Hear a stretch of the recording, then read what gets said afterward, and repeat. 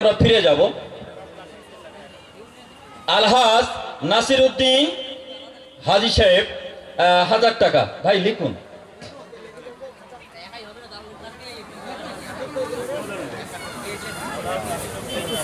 আলহাজ নাসিরউদ্দিন 1000 টাকা তিনি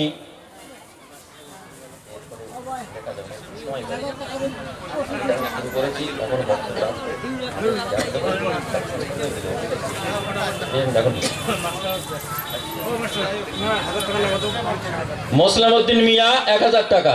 ভাই আস্তে লিখুন, কোন অসুবিধা নেই।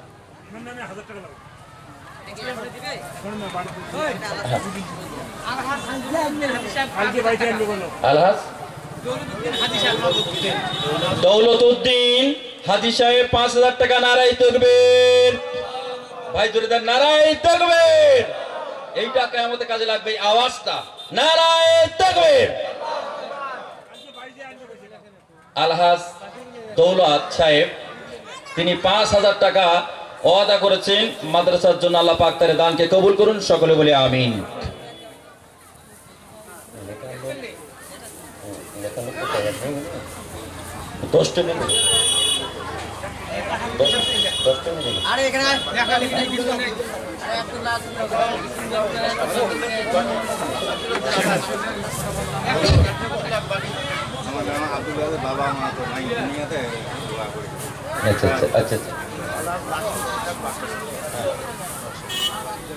আমার প্রিয় বন্ধুগণ, লক্ষ্য করে দেখুন, আমার মায়েরা, মায়েদের মর্যাদা বলতে গিয়ে আপনাদের কাছে পবিত্র কোরআনের একটি আয়াত উপস্থাপন করেছি। আয়াতটা লক্ষ্য করে দেখুন, সূরা তাহারে মা ফাতেমা কিভাবে 3 দিন না খেয়ে ইফতারের সামানপত্র দান করে দিলেন। আমি মায়েদেরকে বলবো, মা, ইসলামের ফাউন্ডেশন আপনারাই দিয়েছেন, ইসলামের ফাউন্ডেশন আপনারাই দিয়েছেন। লক্ষ্য করে দেখুন, নবী আমার কি রূপ। আল্লাহর নবী বিশ্ব নবীর কাছে দাহিয়া কলবি বলে একজন সাহাবী আসলেন। একজন সাহাবী এসে বলছেন, ইয়া রাসূলুল্লাহ, আমার গুনাহ কি মাফ হলো নাকি?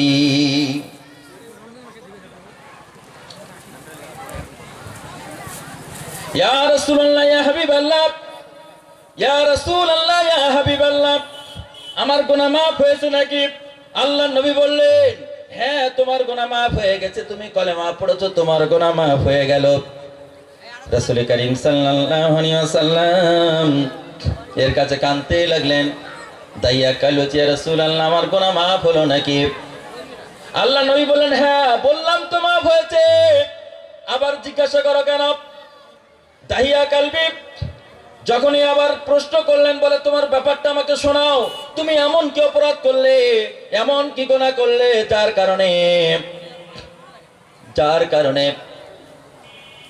কারণে তুমি আমাকে বারবার জিজ্ঞাসা করো? রাসূল করিম সাল্লাল্লাহু আলাইহি ওয়াসাল্লামের কাছে বসে পড়লেন দাহিয়া কালবি। দাহিয়া কালবি বলতে শুরু করলেন। কি বলতে শুরু করলেন? আমি ব্যবসা করতে গিয়েছিলাম, আমার স্ত্রী অন্তঃসত্ত্বা ছিল। আমার স্ত্রীকে বলেছিলাম, পুত্র সন্তান হলে জীবিত রাখবে, কন্যা সন্তান হলে পুঁতে ফেলবে। আমি দীর্ঘ সময় ব্যবসা থেকে বাড়ি ফিরে আসলাম, এসে বলেছিলাম আমার স্ত্রীকে, আমার সন্তানকে নিয়ে এসে, বলে মামার বাড়ি, বলে তাকে আনো। মামার বাড়ি থেকে আনা হলো। আনার পরেতে আমার প্রিয় বন্ধুগণ, দাইয়া কালী বললেন, ইয়া রাসূলুল্লাহ, আমার স্ত্রীকে বললাম ওকে সাজিয়ে গুজিয়ে দাও। সাজিয়ে গুজিয়ে দিল। আমার স্ত্রীকে যখন বললাম সাজিয়ে গুছিয়ে যখন আমার কাছে পৌঁছে দিল, আমি তোকে নিয়ে গেলাম মরুভূমিতে। হাতে একটা কোদাল ছিল, আমি গর্ত খনন করতে লাগলাম। গর্ত খনন হয়ে গেল। গর্ত যখন খনন হয়ে গেল, আমার কন্যা জামিলা আমাকে জিজ্ঞাসা করলো, আব্বা, তুমি গর্ত খনন করো কেন? তখন আমি বলেছিলাম, একটু পরেই জানতে পারবে, একটু পরেই বুঝতে পারবে, একটু পরে জানতে পারো গর্ত কেন খনন করলাম, কেন গর্ত খনন করলাম। একবার, দুবার, তিনবার দৌড়াদৌড়ি করতে লাগলো। আব্বার দাড়িতে ওই মরুভূমির ধুলাবালি মিশে গেল। জামিলা কি করতে লাগলো? ধুলাবালি ঝাড়তে লাগলো আর আব্বাকে বলতে লাগলো, আব্বা তুমি এত কষ্ট কেন করো? তোমার গায়ে ধুলাবালি লাগে, তুমি এত কষ্ট করো না, বাড়ি ফিরে চলো। বলে তুমি একটু পরেই বুঝতে পারবে। গর্ত খনন হয়ে গেল। গর্ত যখন খনন হয়ে গেল, দাহিয়া কালবি কি করলেন? জামিলা ওই গর্তের কিনারায় দাঁড়িয়েছিল।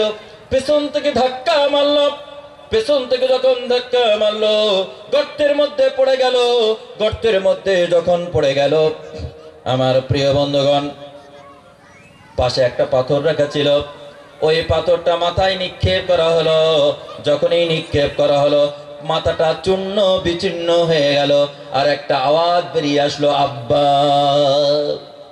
ইয়া রাসূলুল্লাহ, আমার গায়ে রক্তাক্ত অবস্থা হয়ে গেল, মুখে রক্ত লেগেছিল। ইয়া রাসূলুল্লাহ সাল্লাল্লাহু আলাইহি ওয়াসাল্লাম, আমি সেই আব্বা বলে ডাকতাম, আজও পর্যন্ত আমার এই কান থেকে ঢোকে আর এই কানে বেরিয়ে যায়। আমি বলতে পারি না। আমি এই যে গুনাহ করেছি, এই যে পাপ করেছি, এই গুনাহ কি আমার মাফ হলো নাকি? এই গুনাহ কি মাফ হলো? রাসূলুল্লাহর দাড়ি ভিজে গেল। আল্লাহর নবী কাঁদতে লাগলেন। দাড়ি ভিজে গেল আর বলতে লাগলো, মানুষ কি এমন হতে পারে তার কন্যা সন্তানকে জীবিত অবস্থায় পাথর নিক্ষেপ করে মারতে পারে? এমন কি মানুষ হতে পারে? আর কাঁদতেছিল। আল্লাহর নবী বললেন, তাহিয়া কলেমা পড়ার কারণে আল্লাহ রাব্বুল আলামিন তোমার জীবনের গুনাহ মাফ করেছেন। বলি সুবহানাল্লাহ। তোমার জীবনের গুনাহ আল্লাহ রাব্বুল আলামিন মাফ করে দিয়েছেন। প্রিয় বন্ধুগণ, আবিদা খাতুন একটা কোরআন দান করলেন। সুবহান। টাকা দেব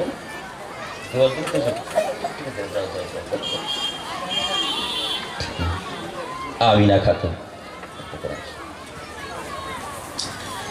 আমার প্রিয় বন্ধুগণ, রাসূল কারীম সাল্লাল্লাহু আলাইহি ওয়াসাল্লাম আইন করে দিলেন বিশ্ববাসীর জন্য। তিনি হচ্ছেন বিশ্ব নেতা, বিশ্ব নবী। তিনি আইন করে দিলেন, তোমরা কন্যা সন্তানকে হত্যা করতে পারবে না। এই কথাই সম্রাট রাজা রামমোহন রায় বলেছিলেন, তোমরা মেয়েদেরকে হত্যা করতে পারবে না। এ কথাই বলেছিলেন ঈশ্বরচন্দ্র বিদ্যাসাগর, তোমরা কন্যা সন্তানকে হত্যা করতে পারবে না, তোমরা পুড়িয়ে মারতে পারবে না, হত্যা করতে পারবে না। প্রিয় নবীজি কথাকে অনুসরণ করেছে বিশ্ববাসী। আমার প্রিয় বন্ধুগণ, আজকের মায়েদের ব্যাপারে ধীরে ধীরে কিছু কথা বলব, শুনতে থাকুন। কোরআনের সূরা দাহারের তাফসীরের উপরে। আমার প্রিয় বন্ধুগণ, মুহাম্মদ সাল্লাল্লাহু আলাইহি ওয়াসাল্লাম জিহাদের মাঠ থেকে ফিরে এসেছেন, ক্ষুধার্ত অবস্থায় ফিরে এসেছেন। বাড়ি গিয়ে খানা চাইলেন, খানা দাও। মা আয়েশা বলছেন, খানা তো তৈরি হয় নাই। আল্লাহর নবী বসে পড়লেন। তিনি তরকারি কুটতে লাগলেন, আনাজ কুটতে লাগলেন।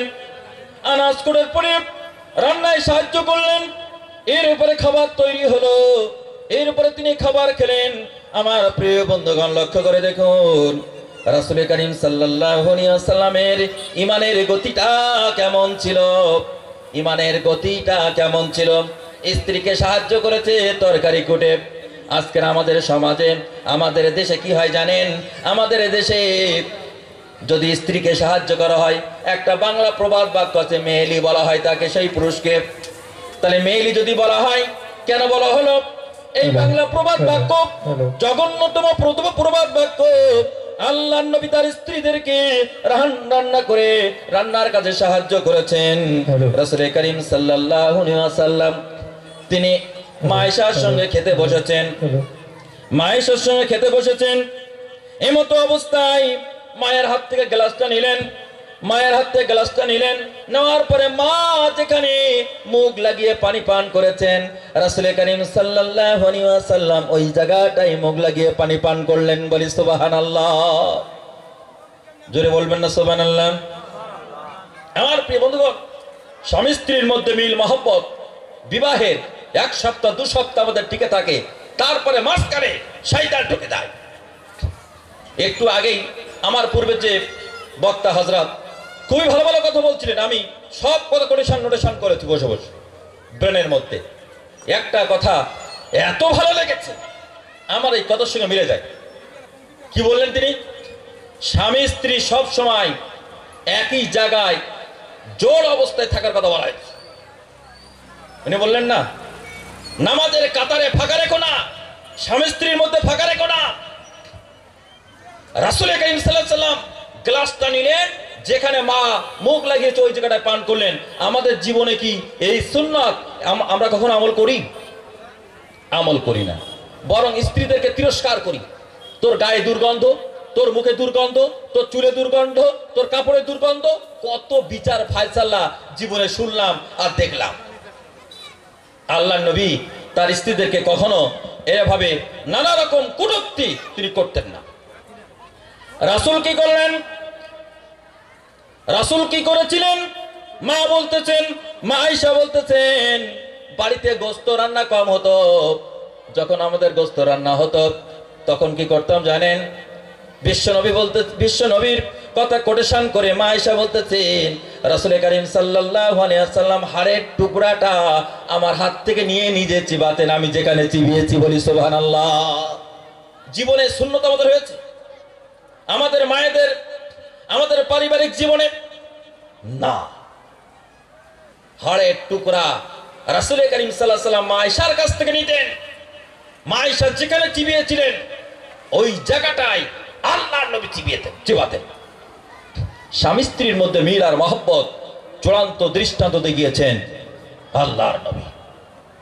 এই জন্য কবিতার ভাষায় বলেছেন, রাসূল আমার ভালোবাসা, রাসূল আমার প্রেম বিয়াসা, রাসূল আমার কাজে কর্মের অনুপ্রেরণা, রাসূল আমার কাজে কর্মের অনুপ্রেরণা, রাসূল আমার ভালোবাসা, রাসূল আমার প্রেম বিয়াসা, রাসূল আমার কাজে কর্মের অনুপ্রেরণা,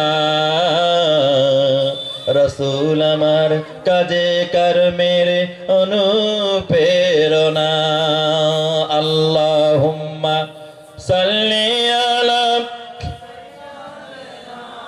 মাওলানা মুহাম্মদ ওয়া আলা আলি সাইয়্যিদিনা মাওলানা মুহাম্মদ।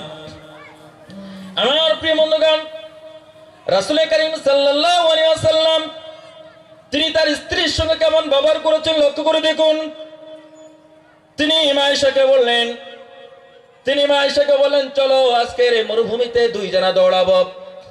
আল্লাহর নবী মুহাম্মদ রাসূলুল্লাহ সাল্লাল্লাহু আলাইহি ওয়াসাল্লাম তিনি মরুভূমিতে দৌড়াতে লাগলেন। দৌড়াতে দৌড়াতে মা আয়েশা আগে চলে গেলেন, আল্লাহর নবী পিছনে পড়ে গেলেন। মা আয়েশা বলছে, রাসূল আমি তো আপনাকে হারিয়ে দিলাম। আবার কিছুদিন পরে রাসূল বললেন, চলো দৌড়িয়ে আসি মরুভূমিতে। দৌড়াতে দৌড়াতে আল্লাহর নবী আগে চলে গেলেন, মা আয়েশা পেছনে পড়ে গেলেন। মা আয়েশা যখন পেছনে পড়ে গেলেন, তিনি স্থূল হয়ে গিয়েছিলেন, একটু ভারী হয়ে গিয়েছিলেন। আল্লাহ নবীর কাছে হাঁপাতে হাঁপাতে চলে গেলেন। এরপর আল্লাহ নবী বললেন, আয়েশা সেদিনে তুমি আমাকে হারিয়ে দিয়েছিলে, আজকে আমি তোমাকে হারিয়ে দিলাম। আমার প্রিয় বন্ধুগণ, আল্লাহ নবী বললেন, রাতের অন্ধকারে যা ঘটে সব বলে দাও, দিবাই যা ঘটে আমার জীবন চরিত্রতা লোকের কাছে খুলে খুলে বয়ান করে দাও। আমাদের জীবনে স্বামী স্ত্রীর মধ্যে মিল মহব্বতের চূড়ান্ত দৃষ্টান্ত আল্লাহ নবী ছাড়া কেউ কখনো দেখাতে পারেনি। আমাদের জীবনের স্বামী স্ত্রীর কথা লোককে বলা যাবে না, আমাদের পারিবারিক কথা লোককে বলাই যাবে না, বলতে গেলে লজ্জায় মাথা হেঁট হয়ে যায়। আল্লাহ নবী বলছেন, আমার পারিবারিক জীবন সবটাই বলে দাও, কোনো কথা গোপন রেখো না। রাতের অন্ধকারে যা ঘটেছে, দিবায় যা ঘটেছে, হে আমার সাহাবীরা, হে আমার উম্মতেরা, হে আমার স্ত্রীরা, সব মানুষের কাছে খুলে খুলে বয়ান করে দাও। বিশ্ব নেতা, তিনি এমন নেতা, ওমা আরসালনাকা ইল্লা রাহমাতাল লিল আলামিন, তিনি বিশ্ব জগতের জন্য রহমত, করুণা, দয়া। আমার প্রিয় বন্ধুগণ, রাসূল বললেন মায়ের পায়ের তলায় জান্নাত। ও মায়েরা, এই কথা কে বলেছেন?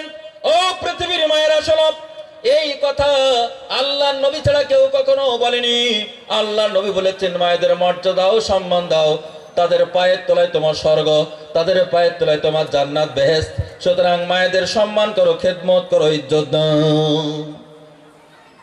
মুসলিম শরীফের হাদিস, রাসূল বলছেন সমস্ত দুনিয়াটা একটা সম্পদ, এই গোটা দুনিয়াটা একটা সম্পদ।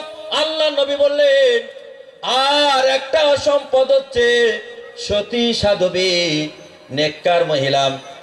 একটা নেককার মহিলা, তার যা মর্যাদা, তার যা সম্মান, গোটা দুনিয়ার সেই সম্মান। আল্লাহ নবী বলছেন ওই দুনিয়ার থেকে এই মায়ের মর্যাদা আল্লাহর কাছে বেশি। মায়েদের মান মর্যাদা রাসূলুল্লাহ কোথায় দিলেন, কোথায় রাখলেন? আজকে আমরা বলতে বসেছি। আমার প্রিয় বন্ধুগণ, রাসূল করিম সাল্লাল্লাহু আলাইহি ওয়াসাল্লাম তার 4টে কন্যা সন্তান ছিল। একটা লোক আছে, পীরের কয়টা ছেলে, কয়টা মেয়ে, তার বাপের নাম কি, মার নাম কি, সব মুখস্থ আছে, কিন্তু আল্লাহর নবীর কয়টা মেয়ে এইটা বলতে পারে না। আল্লাহর নবীর ছেলে কটা ওটাও বলতে পারে না, কিন্তু পীর সাহেবের কটা ছেলে আছে, মেয়ে আছে, সব বলে যায়। কি খায় তাও বলে দেয়। কিন্তু আল্লাহর নবীর 4টা কন্যা সন্তান ছিল, ফাতেমা, জয়নব, রুকাইয়া, উম্মে কুলসুম। আমার প্রিয় বন্ধুগণ, রাসূলুল্লাহ বলছে তোমরা মেয়েদেরকে গালি দিও না, তোমরা মেয়েদের গালি দিও না। কারণ আমি হচ্ছে মেয়ে লোকের পিতা, আমি মেয়েদের পিতা। তোমরা মেয়েদের গাল দিও না, মেয়েদেরকে গাল দেওয়া হয়। রাসূলুল্লাহ বললেন তোমরা মেয়েদের গাল দিও না, আমি মেয়েদের পিতা।